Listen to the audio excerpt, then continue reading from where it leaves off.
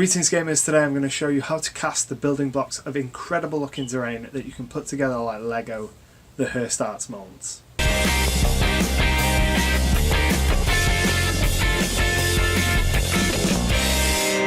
those of you who don't know what Hirst Arts is, it's a company from the US that produces a range of silicone moulds usually designed for a single building, but that can be mixed together to create almost anything that you can imagine. They are a fantastic solution for those that don't have the skill or the time to spend building really intricate and detailed pieces, or for people who want to augment their existing collection. Today I'm going to be showing you how I cast my Hirst Arts Moulds, so let's head over to the bench and get started. The first thing you'll notice is that I've laid down a sheet of parchment paper.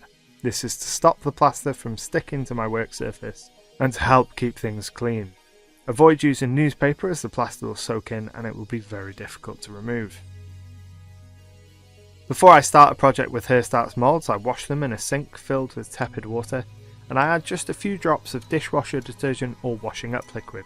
This helps to break the surface tension of the moulds, allowing the plaster to more easily flow into all those little details.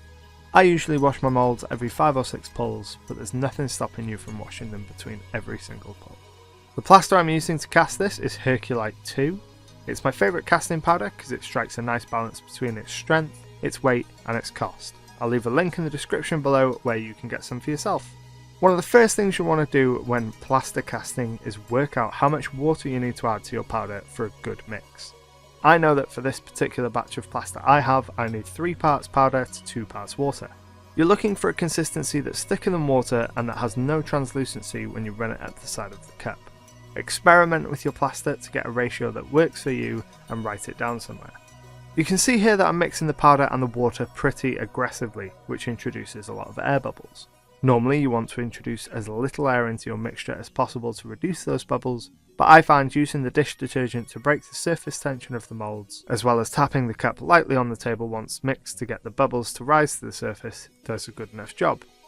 However, if you're casting something that's supposed to be perfect, like pipes or sci-fi floor tiles, just mix your plaster a little more gently and pour into the mould from a little higher up. This breaks the bubbles as they're travelling down. When it comes to the pour, I always start with a large piece to get a feel for how the plaster is pouring. If I've added too much powder or water, I will see that here and adjust accordingly. I work my way around the mould, not filling up every block to the top and leaving some of them a little underfilled. This is because I'll be coming back in with a scraper to flatten the bottom of the pieces, and that process moves the excess material from the overfilled blocks and fills the blocks left low. You can see I always keep another mould spare so that any excess material I have in the cup is never wasted. To flatten the bottom of the blocks, run your scraper following the direction of the block to remove the excess material.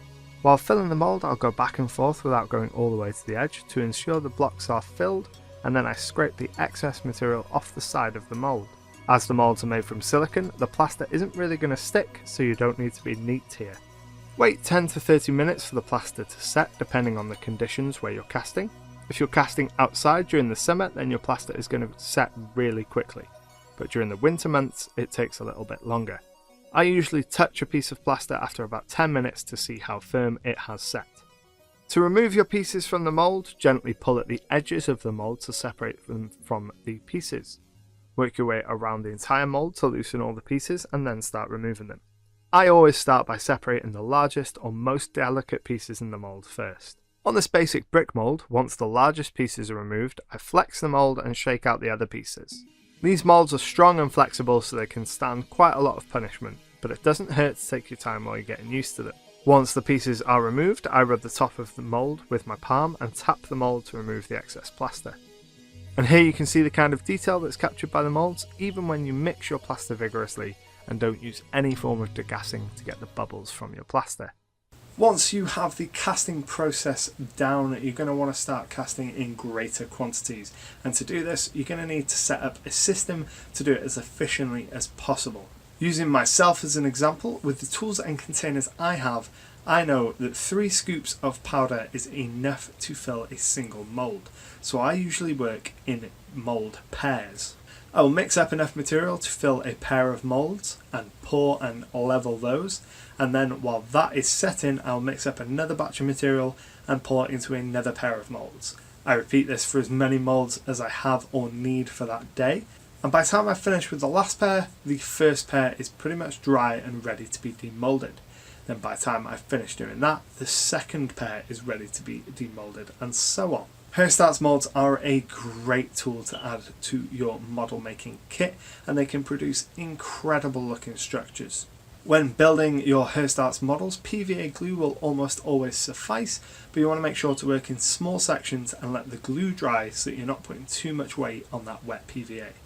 And speaking of weight, these plaster models are very heavy, so before you go and cast up hundreds of bricks and start creating huge impressive structures, you want to do a little bit of planning first.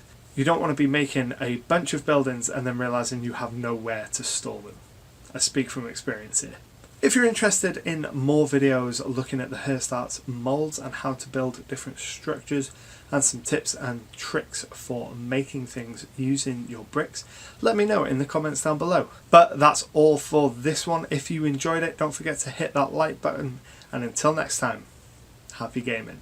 Thanks for watching. If you're new here, don't forget to hit that subscribe button down below for new content every single Friday. And if you want to keep watching, well, there's another couple videos for you to watch just over there. Happy gaming.